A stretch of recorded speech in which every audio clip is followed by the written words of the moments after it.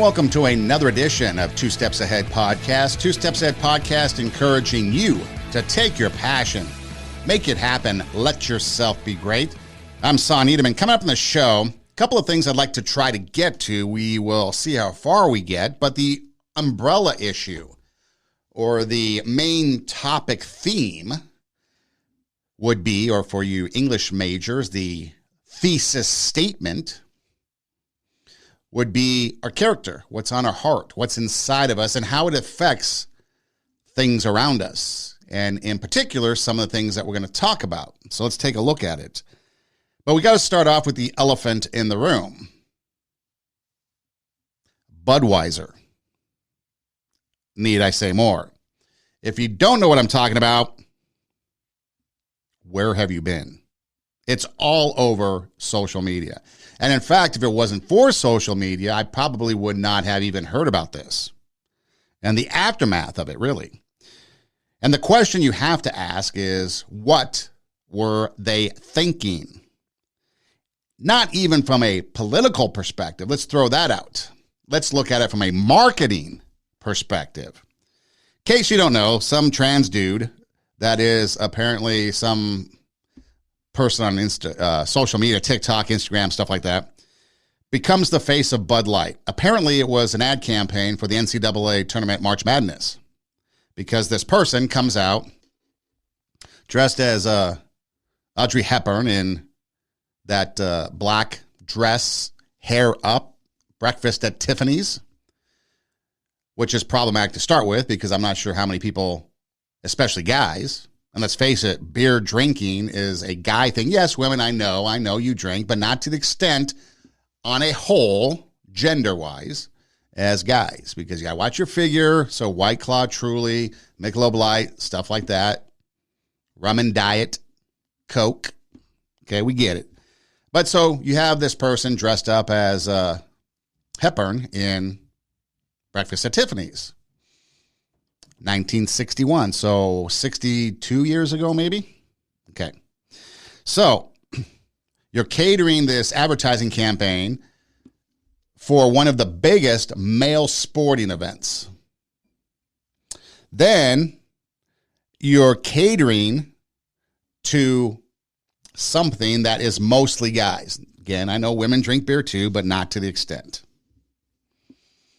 Then you have somebody who, by their own admission on the ad, doesn't know anything about March Madness. So again, you've got this issue going on. So from a marketing perspective, I'd love to be in that meeting and watch this person have a presentation. So to celebrate March Madness, one of the biggest male sporting events of the year, you get a trans dude who is celebrating day 365 of womanhood, some spokesperson who does not know anything about the sport or the tournament or anything of that nature, dress up as Audrey Hepburn from Breakfast at Tiffany's, 1961. You drop this person into a bubble bath, and then you let him kind of prance around a la The Little Mermaid in the suds of the bubble bath, drinking beer. And not even drinking beer, kind of sipping it. Now, what about any of this speaks to a guy? Probably nothing. The only thing that would have appealed to a guy, from a guy's perspective, and in this day and age, as a guy, can I even have a perspective as a guy? Because I don't know what it means to be a guy, even though I am one, right? That's the mentality of the day. But again, the only thing that would have spoken to a guy is if you had put somebody in a bikini and do that same thing. But no, you got some dude who, I don't even know if it's a trans dude or if it's a dude that dresses as a guy, because I know nothing about this guy, nor did I really care to look it up. But if Budweiser wanted to do it right, so forget about the politics and all that stuff, the messaging, they just got wrong. How do I know? And why can I say that confidently? Well, first off, the stock went down. No matter how much it went down, it's kind of irrelevant, but it did go down. That tells you one thing. The backlash is unbelievable on social media. I mean, unbelievable. I've never been inundated with an algorithm that has sent me so many videos with one genre, and that is anti-Budweiser. People boycotting Budweiser. I mean, you had Kid Rock blowing up Budweiser with a gun. People pouring it down the drain. All kinds of stuff. The backlash has been huge. Huge, huge. Anyway, so if I, the marketing genius that I am, would have done this exact same thing with this exact same dude or woman, whatever, this is how I would have done it to appeal to the dude. And on top of it, I guess I must mention that they are creating trans cans, like rainbow colors. They put this dude's face on the can. So again, it's more than just a commercial. It's like an ongoing thing. But here, the marketing genius that I am, this is how I would have done it with the same dude, same, I guess if you want to call it wokeness. This is how I would have done it. First off, you don't put the dude in an Hepburn dress for breakfast at Tiffany's. Guys, haven't watched it. I'm very cosmopolitan, very educated, so obviously I've seen it. But, and again, if you want to, at least in the olden days, in the classical days of our country, if you wanted to talk to the ladies, you had to become culturized and culture yourself. Talk about things that they like. And no, I'll never watch The Notebook, nor the Titanic, because there was enough room for two people on that thing that she floated on. But anyway, so first off, I would have done this. Dress the dude up as Daisy Duke. Catherine Bach, Dukes of Hazzard. Jessica Simpson, Dukes of Hazzard. Put some Daisy Dukes on that person. Don't put him in a bubble bath. Drop him in a mud wrestling ring or mud wrestling pit. Instead of splashing around in some bubbles, have him wrestle a good-looking gal. And then upon winning, shower this person in Budweiser, in Bud Light, a la winning the national championship, champagne showers, wet t-shirt contest, whatever. Now that would speak guy language. That's the love language of guys. But what you did is you took a drink that is primarily focused on guys. And again, I know women drink. And I know women drink different brands of Anheuser-Busch beer.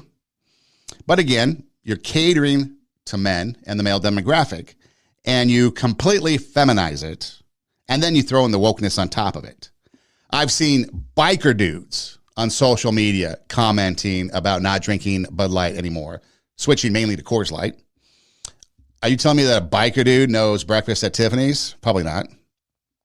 Are you telling me that a biker dude is going to have anything to do with this weakling of a guy that is now, I guess, a woman? No. So again, as a marketing perspective, now I know you're sitting there and looking at me through these political lenses, your eyes, and saying, how can he?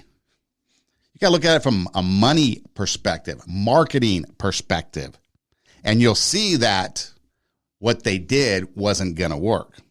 Daisy Dukes, mud wrestling, beer showers. That is what would have softened the wokeness of this whole thing. Pretty sure this, in years to come, much as a lot of things in our country, history will look upon this as like a buffoon move, boneheaded. Should have done it. So again, social media, the blowback, packed with anti-Budweiser videos, people dropping Bud, dropping it like it's hot, switching to Coors and other beers. Now, you got to keep in mind, there's many, many beers out there, right? But they're only controlled by about 5 companies, minus a couple independents and your local craft breweries. Okay? The Anheuser-Busch, obviously, is the big one, Budweiser.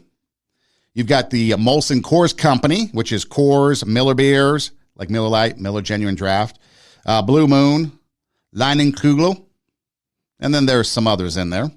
Heineken is another company, one of the big 5. They have Heineken, Dos Equis, Tecate. What is this? Lagunitas. And then the Amstel Light. A company by the name of Diageo has Guinness and Harp. Harp's actually good beer. And then Carlsberg. Now, some other independents that are kind of some national known brands could be PBR,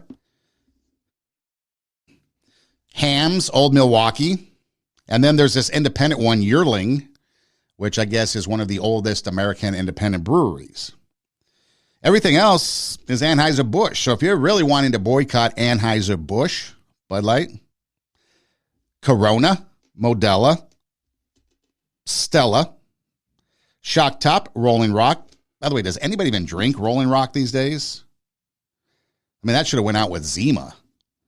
Peroni, which is actually a decent beer. Estrella Jalisco, which I like. Pacifico, Hoegaarden, Lowenbrau.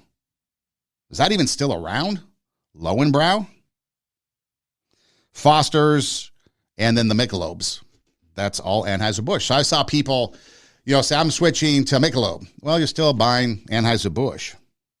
All the south of the border beers. I didn't even know that. I thought that south of the border. And this is the tricky thing. Over the years, you did have these breweries, and they still independently kind of brew their own beer.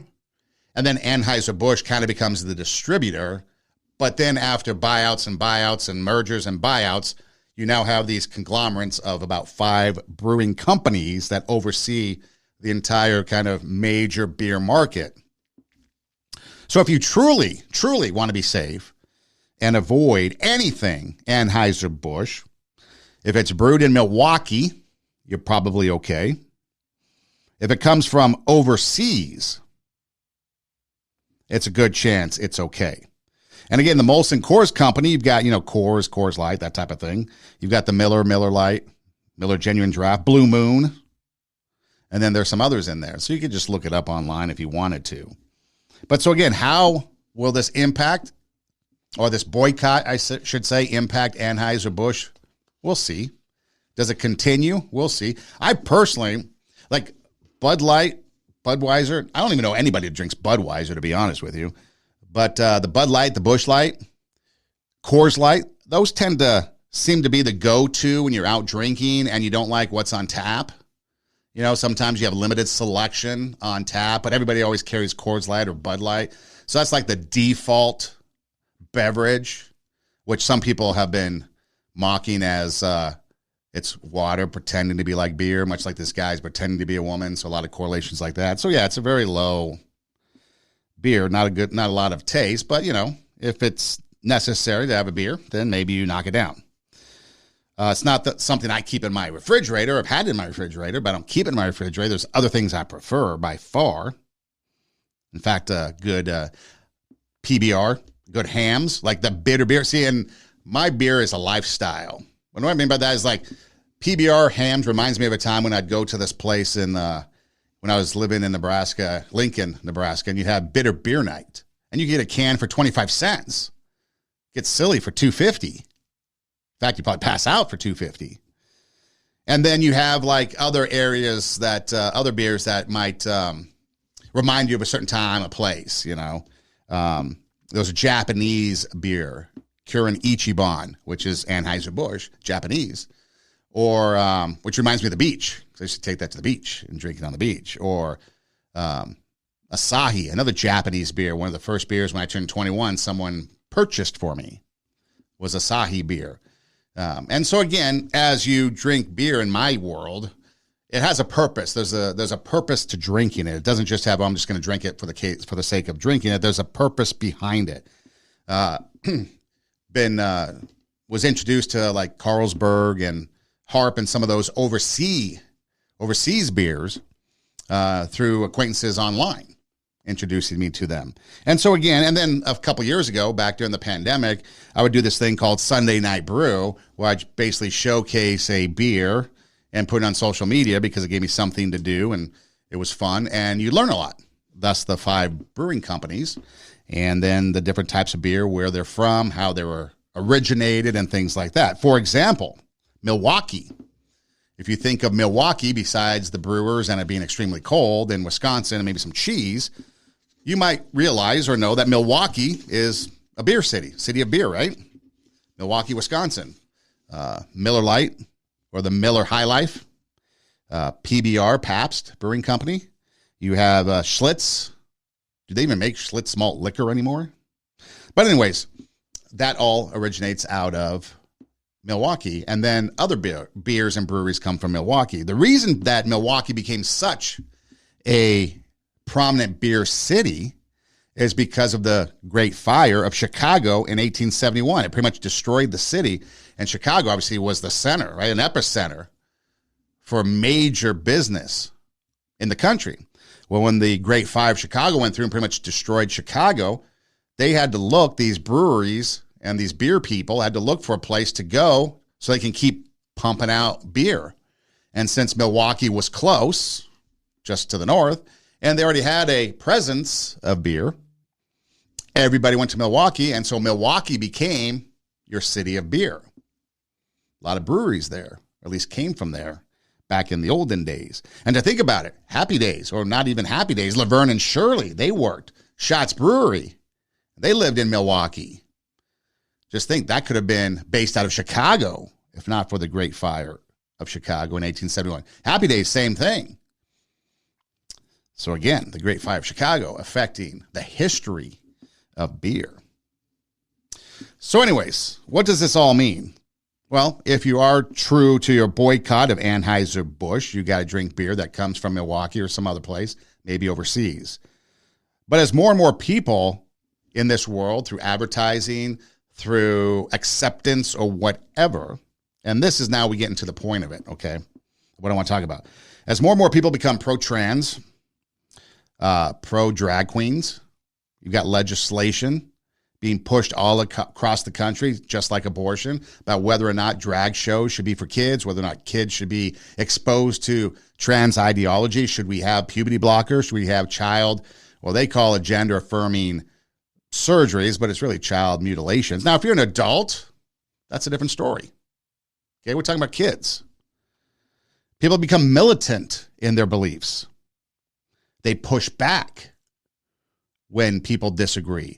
But yet those that are, let's say, for lack of a better term, not in favor of, I was going to say anti, but anti is really not a good word, not in favor of trans ideology and LGBT pushed on kids, they're not so violent. They're more passive in their resistance. They go to the polls, they try to get legislation passed, but they're not really aggressive, okay?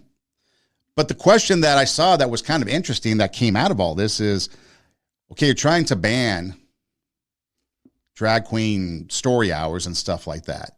And the question was always, why are kids going to this? But then I saw the question posed, why are drag queens seeking out and desiring an audience in front of young kids? Interesting question. And so that's something that you have to look at. And why are people opposed to people pushing back on kids and the effort to try to get kids to take harming drugs such as puberty blockers, child mutilation surgeries, as I like to call them, because that's what they are, otherwise known as gender-affirming care. And I asked this, that what's the reason beyond the money? We've discussed in previous podcasts, it's $1 billion industry. It's going to be a multi-billion-dollar industry to the tunes of tens of billions of dollars by the year 2035. You have a Covenant school shooting that involved a trans shooter, killing 3 kids, 3 adults. Yet the school and their religious belief was the criminal element, not the shooter. The shooter was the victim. The 3 9-year-olds, according to some, and it's been this blatant, they deserve death because they went to a school that opposed trans ideology. Well, did the school really oppose trans ideology, or did they have a religious belief in something else that didn't include that? It's a difference. You might not think it is, but it is. Religious freedoms, freedom of religion is no longer allowed in our country. Have you noticed that? During the pandemic, they had to shut down.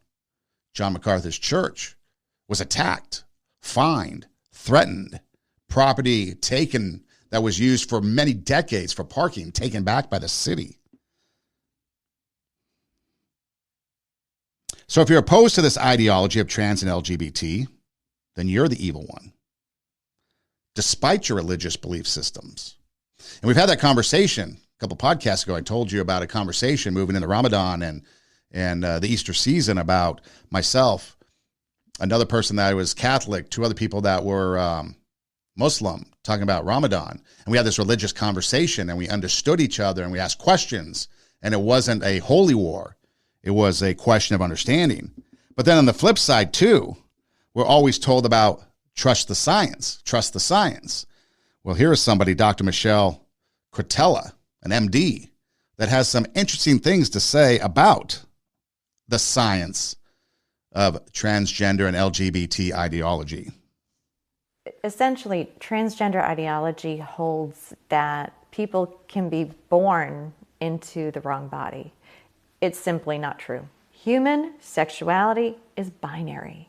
Okay, we know this because in nature, reproduction is the rule. And human beings, we engage in sexual reproduction. You need a man and a woman to do that. Women are XX. Those are the sex chromosomes. Women have two X's. Men have an X and a Y.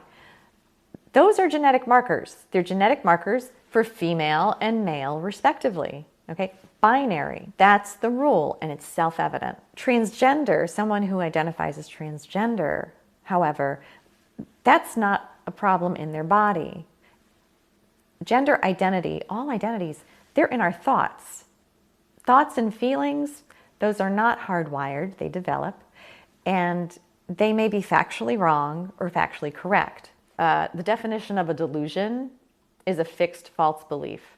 So if I persistently, consistently insist that I am Margaret Thatcher, or persistently, consistently insist that I am a cat, or I'm an amputee trapped in a normal body, I am delusional. And in fact, there are people who believe they are amputees trapped in a normal body. They are appropriately diagnosed as having body identity integrity disorder. If you want to cut off an arm or a leg, you're mentally ill. But if you want to cut off healthy breasts and genitals, then you're transgender and you don't have a mental illness. Individuals with disorders of sex development are being used as pawns in the fight for basically a civil right to a mental illness. There's no such thing as a civil right to a mental illness, but that is in fact what we are dealing with the transgender rights movement. Some pretty interesting comments there, whether you agree or not. But we're supposed to believe the science, and according to a medical doctor and science, you have XX chromosome, which is women, XY chromosome, which is men. Those are the genetic markers, the science that creates who you are.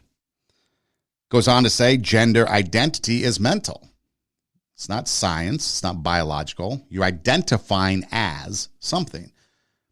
Just the other day, I saw a clip of somebody identifying as a red hawk and was like, hawks crow, but was like crowing like a hawk and saying that this person was about to become extinct. Is that okay? Or is that not a delusion, a fixed false belief that you think you're a hawk when clearly to the person with logic and common sense, you're a person that's delusional? So if gender identity is mental, okay, you identify as an amputee.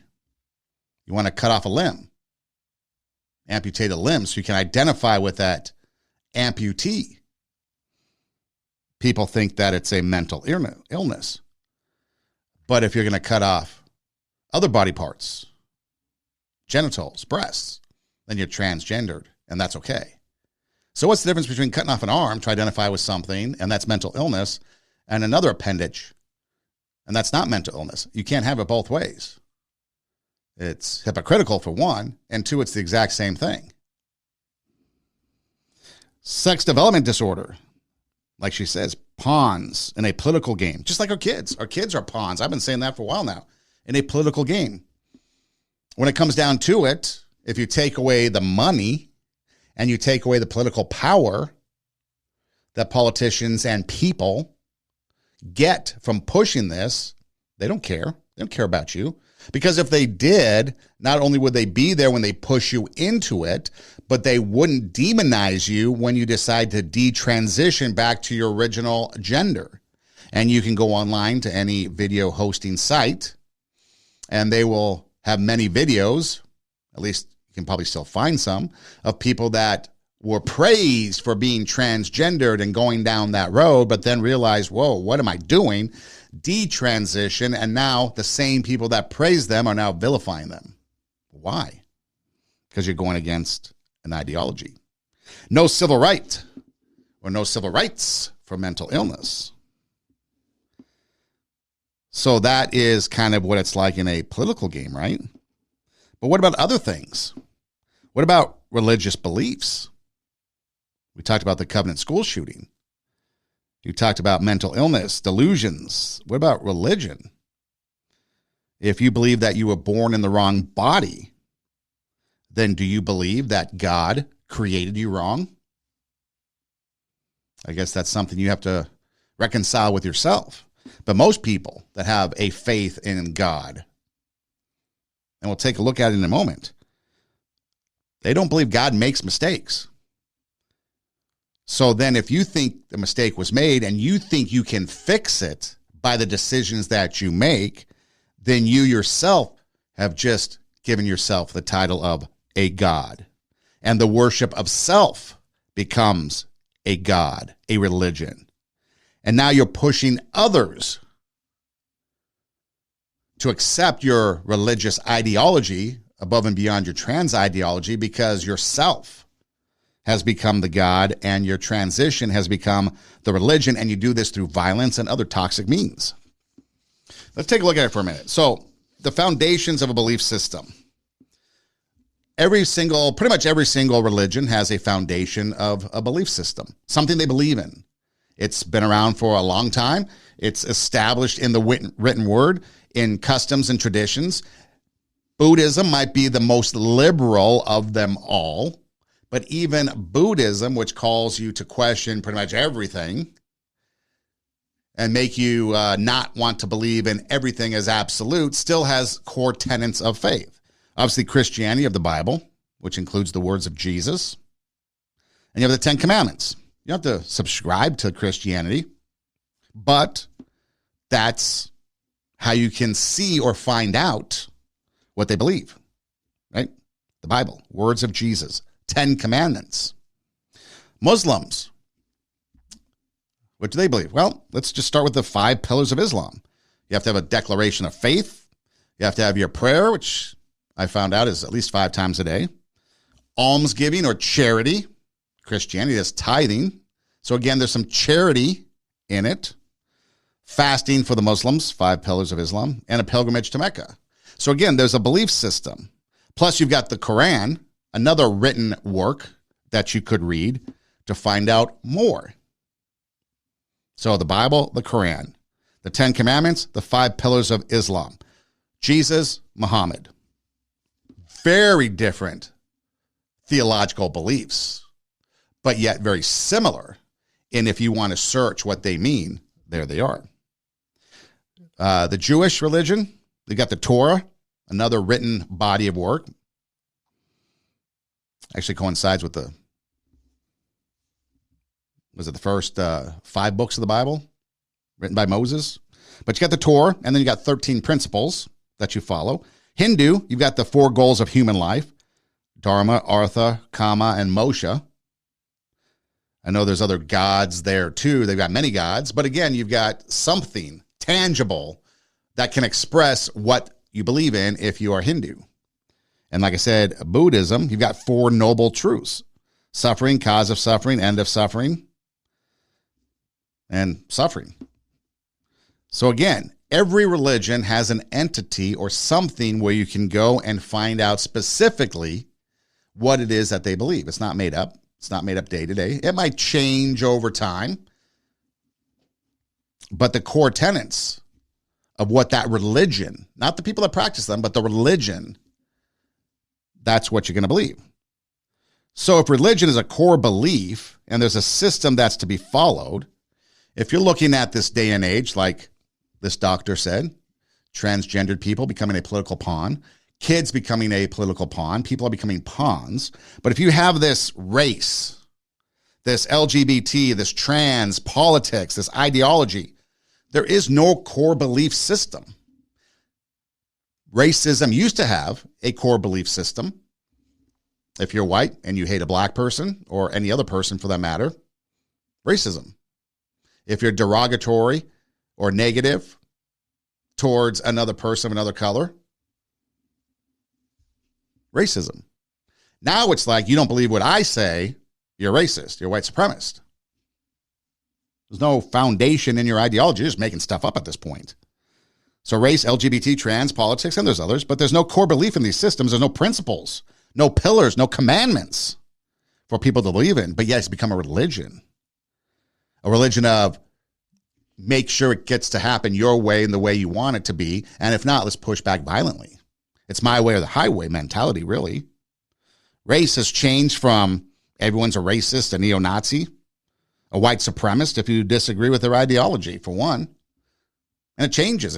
And then, of course, if, let's say, I'm accusing somebody in my liberal mindset of being a racist, and then somebody else who is liberal does the same thing, well, that's not racist because I can change my mind, just make it up, whatever I want. So if a person calls out the liberal George Soros for funding these very liberal district attorneys that are supposed to be enforcing crime, but they're not, and you call them out, well, now you're a Jewish-hating bigot. Make things up as we go. If a person of faith has to try to, most of the time, a person of faith is going to witness or try to share their faith, their belief system, you can point them to any amounts of information. That includes Mormonism. That includes Jehovah's Witness, Scientology. I mean, everybody has a written expression of some sort of what they believe. Not with trans, LGBT, race, politics, because there's no foundation. They make it up as they go. It constantly changes. It fits whatever narrative they want it to be. January 6th is an insurrection, but the BLM riots terrorized America, burning down cities, killing people. Oh, those are peaceful protests. Violence is their threat. They're intolerant in the name of tolerance. They believe what they want to believe, how they want to believe it, when they want to believe it, when it's convenient for them and their narrative. And yet, if you don't agree with that, they're going to be violent against you. Think about this, okay? Everybody likes to look on the outside, whether it's be LGBT, it's an appearance. Trans is appearance. If you're a race, it's appearance. If you're white, it's appearance. If you're a drag show queen, it's appearance. Now, you might have some underlining things, but a lot of things are based on appearance, maybe your mind, belief system, and stuff like that. But where does it all come from? Where does it all originate? Well, I've been alluding to it the last couple of podcasts. It comes from the heart. What's on the heart is what comes out. And if you want to get down to the basics of it, what's on the heart isn't very good. What's on the heart might need some sort of guidance, some sort of something written down that we can follow. 10 Commandments, thou shalt not kill. I'm pissed off at somebody, but I'm not going to kill them. I might do other things, but I'm not going to kill them because the 10 Commandments says not to, plus the laws. But again, laws are becoming willy-nilly now because you can walk through New York City and you might be assaulted and then you might be the criminal charged with defending yourself. But again, 10 Commandments, thou shalt not kill. Giving alms, charity, tithing, giving to others who are in need. Core tenet of a lot of faiths. But what's the one thing that can change our heart? Here's Billy Graham. In other words, your heart is the thing God looks at. He doesn't look at the color of your skin. He doesn't look at your bank account. He doesn't look at your social standing. He looks upon your heart. And the question I want to ask tonight is this: is your heart right? Now, the heart in the Bible has come to stand for the center of the moral, spiritual, and intellectual life of a man. And the Bible teaches that in the sight of God, our hearts are sinful. The Bible says in Proverbs 6:18, a heart that deviseth wicked imaginations. Jeremiah said, the heart is deceitful above all things and desperately wicked. Who can know it? Jesus said, this people draweth nigh unto me with their mouth and honoreth me with their lips, but their heart is far from me. Jesus again said, far from within, out of the heart of man proceed all these evil things in the world. And the Bible teaches that God knows the heart. Shall not God search this out, for he searches the heart? I, the Lord, search the heart, said Jeremiah. And the question is not race or skin color. The question tonight is, can a man's heart be permanently changed? Can you change your heart? That's the big question. And that's the thing Jeremiah was asking. Can the leopard change his spot? Can the Ethiopian change his skin? And the answer obviously is no. But we can change the heart. God can change it. Can a white person change his or her skin? No. Can a black person change his or her skin? No. Can a person's heart change their view towards that other person and do away with racism? Yes. Reminds me of the story of Red Barber. I played it before on the show when Jackie Robinson, the Dodgers, first black player to play Major League Baseball. It's a brilliant, I don't say brilliant, but it's an amazing story to listen to Red Barber, because Martin Luther King Jr. in his I Have a Dream speech, which I'm going to play a portion of it in a minute, talks about Mississippi, specifically Mississippi and then Alabama, but specifically Mississippi, calls out Mississippi and the racism that takes place in Mississippi. Again, back in 1963 when he said his speech. Mississippi, 1963, extremely racist to the point where Martin Luther King Jr. calls them out. If you don't realize that, Martin Luther King Jr. had his speech written, but he pretty much went off the cuff and was freewheeling it. Really didn't stick much to the script. So he was talking about what he was believing. So he believed Mississippi and, of course, Alabama, racism. So think about this. That's 1963, 1940s-ish, somewhere in there. You have Jackie Robinson going to join the Dodgers. Red Barber is their play-by-play announcer. Red Barber is from Mississippi. Red Barber is told that Jackie Robinson is going to play baseball for the Dodgers. Red Barber is from Mississippi. Red Barber, it's probably safe to assume or deduct reasonably, grew up with some racist views, some racist ideology. He had a choice to make. He goes home, talks to his wife, says Jackie Robinson, black player, is going to play. I don't think I can do this anymore. His wife's like, let's have a drink. Think about it.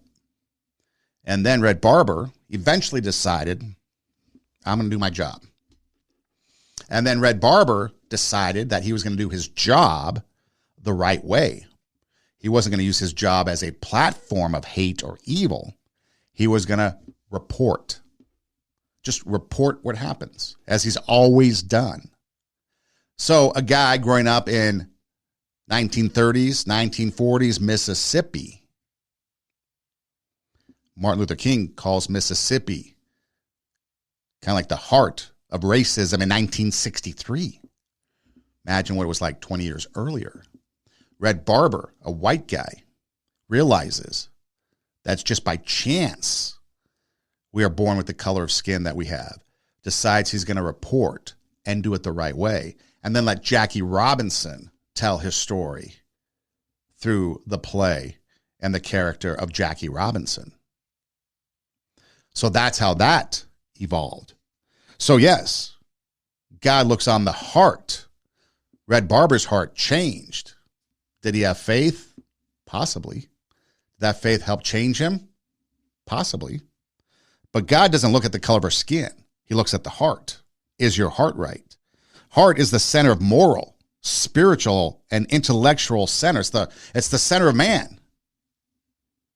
Morally, spiritually, intellectually, ethically. So again, as the heart is, so is the person. Out of the heart, man perceives the evils of the world. Man commits the evils of the world. God knows the heart. Can a man's heart be changed? Absolutely. God can change it if you allow him to.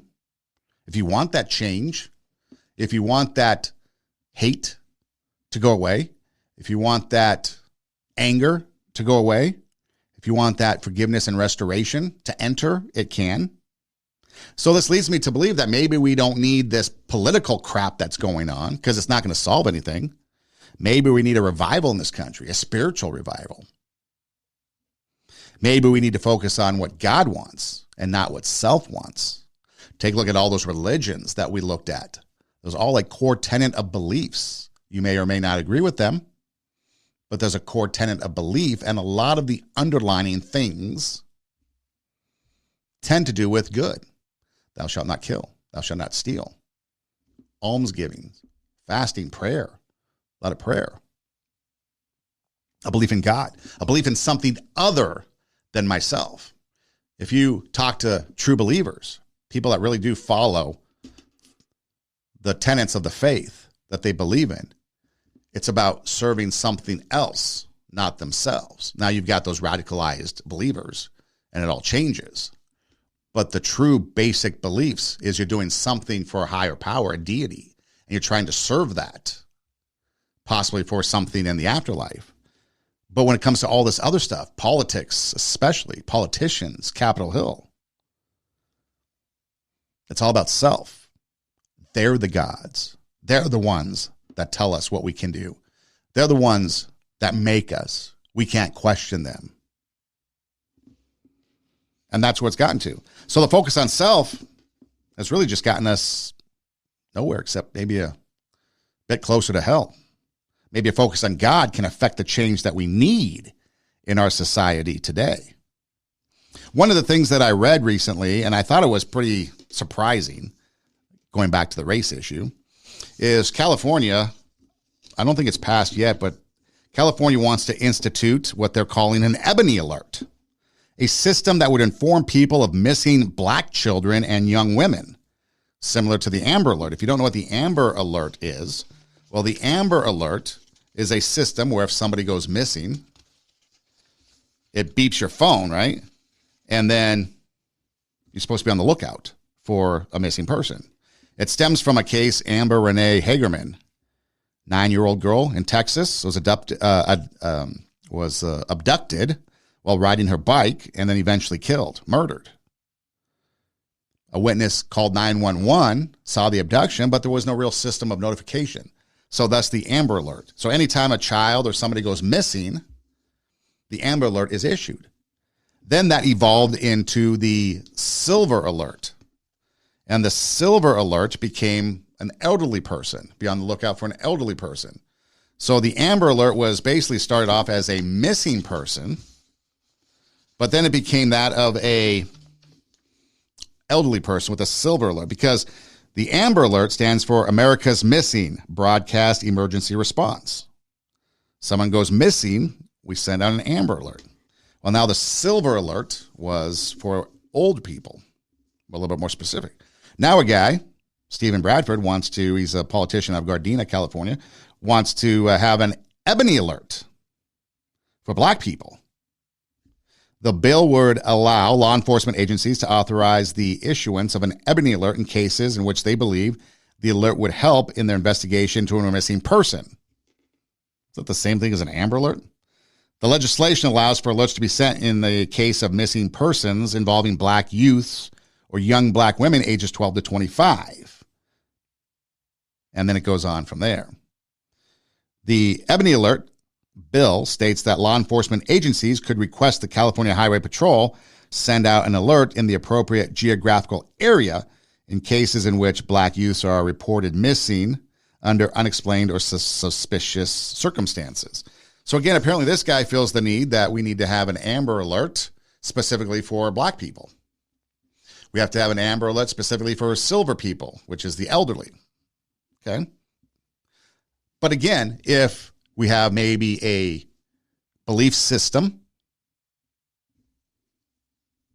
maybe a religious belief system where all people are created equal by a creator that created people equally, a belief system in maybe something that's higher than us, then maybe we would value people the same. And a missing person would be a missing person regardless of skin color, regardless of age. Now, I understand there's specific needs Don't get me wrong. It's not a complete bash of the system. But again, it just goes towards more of this racial ideology. Well, we've got a missing person that has now become perceived white missing persons alert. Now we need an ebony one. I didn't realize this, but they have a feather alert now that just took place in California. What would your guess be if I said feather alert?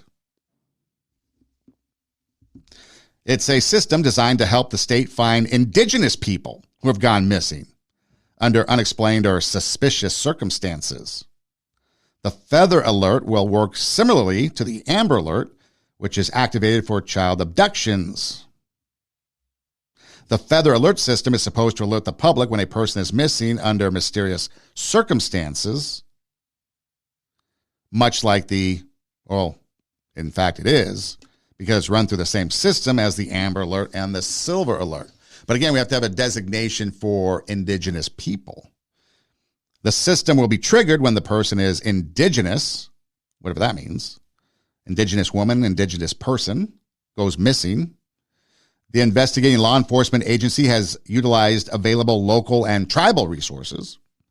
The law enforcement agency determines the person has gone missing under unexplained or suspicious circumstances, and so on. Maybe in danger.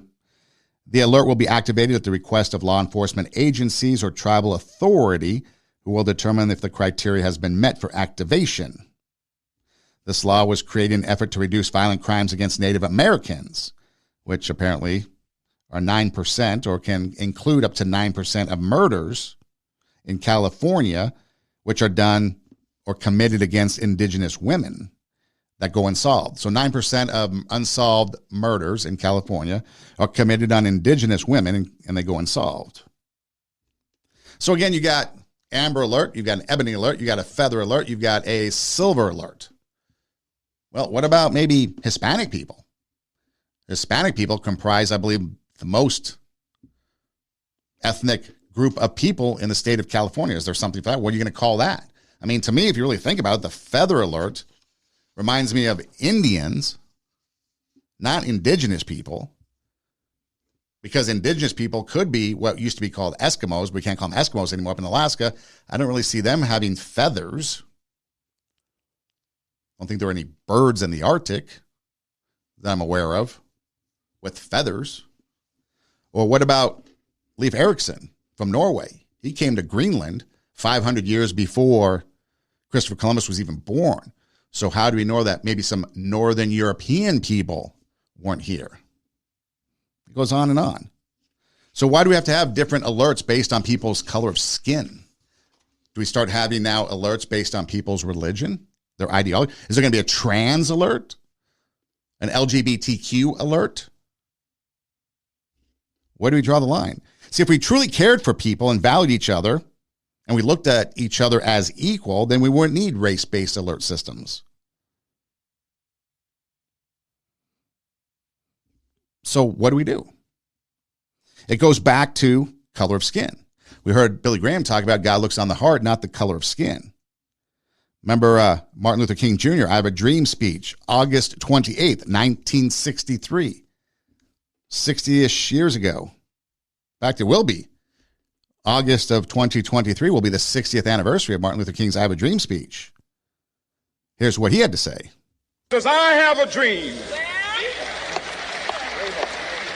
that my 4 little children will one day live in a nation where they will not be judged by the color of their skin, but by the content of their character. I have a dream today.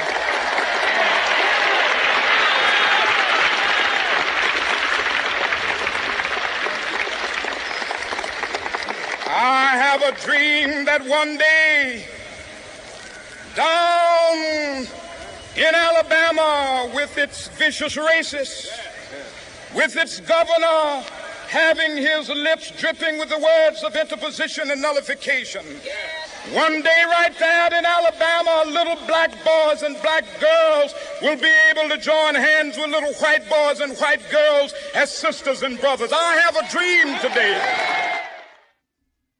Interposition and nullification. Those are some educated words. This guy knew what he was talking about. He got to his position because of who he was. He had a dream 60 years ago. People would be judged not on the color of skin, but content of character. 60 years later, it's all about color of skin. You get promoted based on color of skin. You get praised.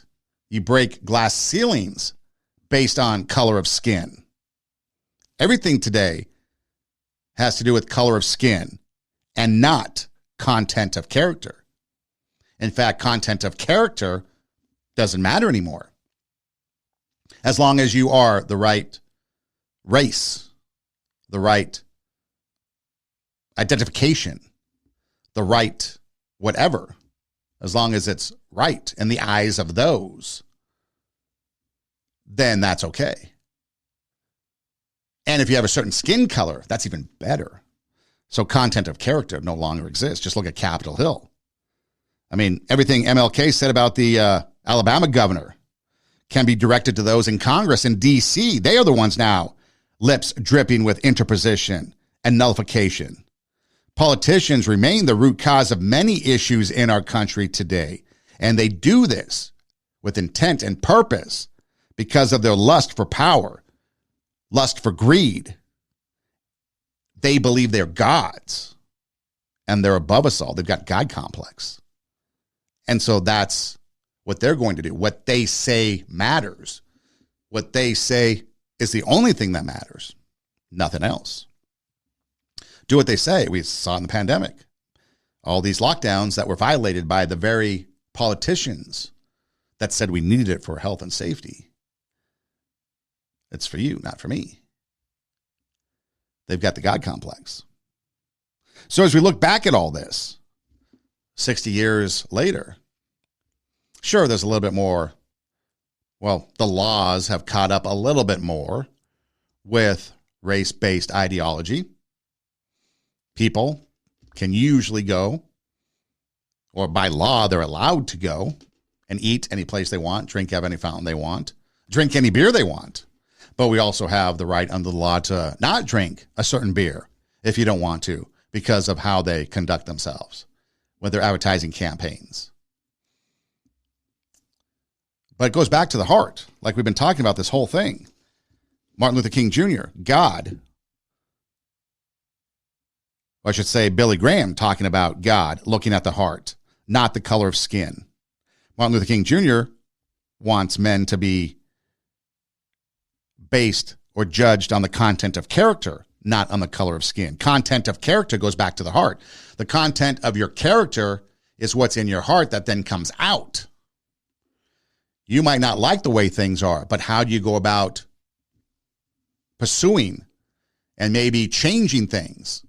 See, there's a lot of people that believe in theology, religion, and that religion is a peaceful thing. You don't go out and you don't protest in the streets. You don't burn down other people's businesses. You don't destroy other people's property like BLM rights did. That's not in the tenets of faith of these religions. They're peaceful. But yet, if you don't have a religion, or the religion is of self, narcissism, I'm the God, and you do as I say, then you have no problem destroying. You have no problem tearing down.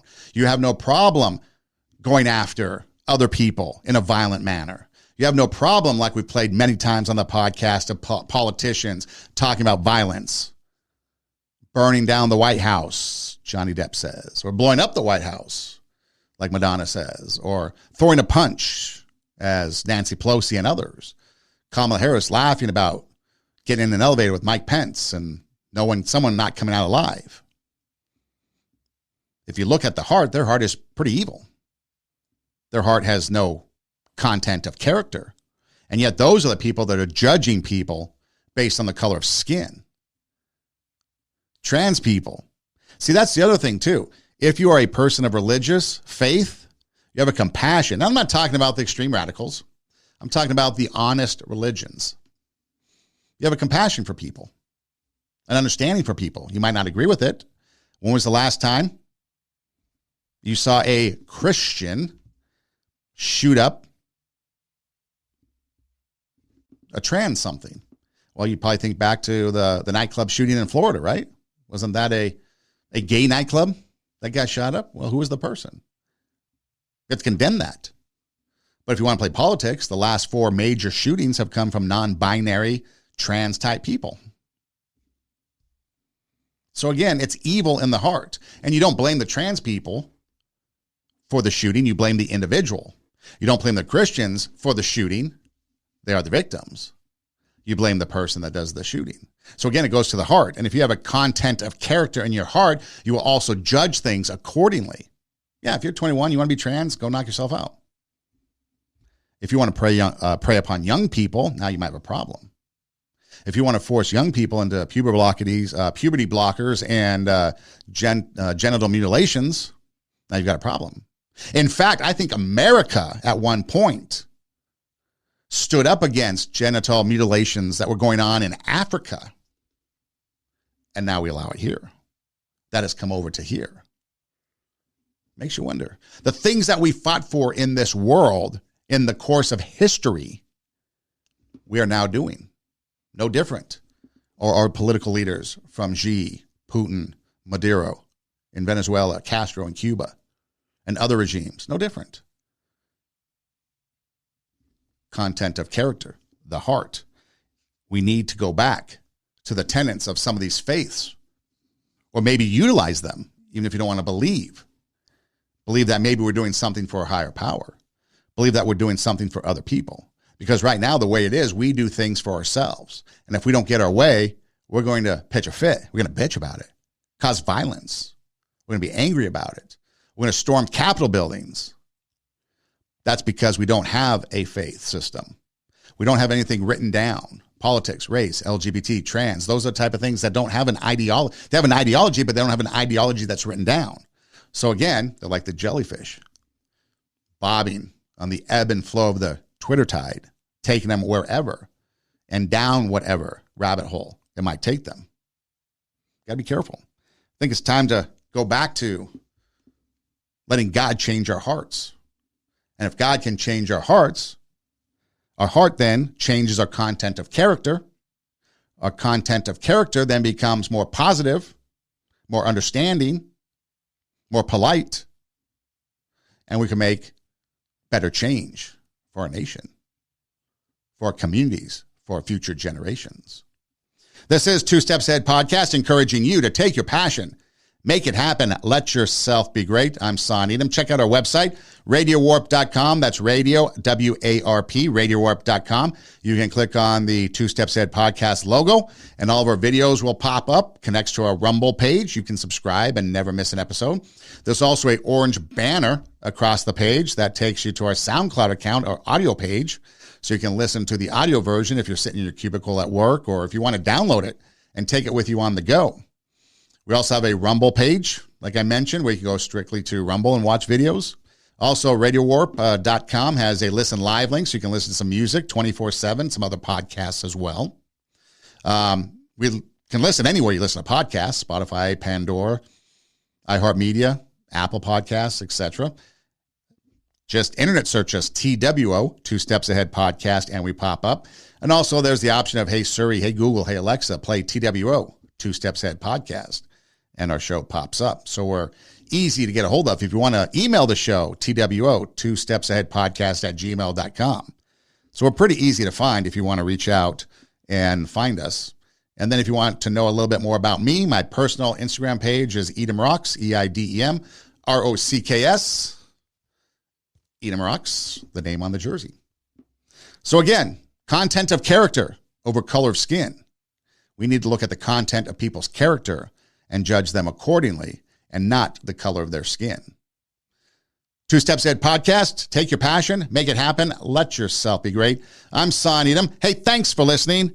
Do tell a friend. And until next time, God bless.